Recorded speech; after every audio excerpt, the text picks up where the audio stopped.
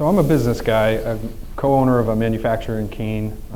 Family has been in Keene for a long time, and I pretty much came back to Keene right out of college. So I graduated on Saturday and I went to work on the next Monday. And I worked for 5 or so years and really was involved in that sort of corporate environment. And then I decided, said, you know, I really kind of care about conservation, and I'm curious how that conservation works with development and the development needs. So I joined the Conservation Commission, and then that sort of led to the Planning Board. Before I got into politics, I didn't really realize how accessible it really is. I always kind of assumed that people in elected office had achieved all these things and done all this stuff, and sort of like Manny, I was like, yeah, you know, maybe one day after I reach these milestones in my career or other things. But the opportunity came along, and once I was elected, I realized, you know, it's filled up with people just like you and me. But that's one of the things we're trying to break down, is sort of the old boys club, you know, you need to be here for generations to contribute. That's ridiculous.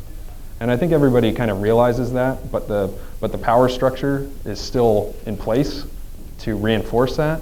And so one of the things that we're struggling with in Keene, and I'm sure the rest of New Hampshire is pretty similar, is we're trying to figure out how are we going to reconcile this older generation and the younger generation that we need to live in the same place. How are we going to build these communities that are going to have something for everybody? The good thing is everyone recognizes kind of the problems. The problem is we haven't decided who's going to lead in developing the solutions. I think there are trailblazers. I mean, I was the youngest city councilor, I think, ever in Keene for 2 years. And then the next election, Councilor Maggie Rice was elected, who was 5 or 6 years younger than I was when I was elected. And so it just sort of, and it gets the ball rolling like that. Some of what you're talking about, I think, has to be organic.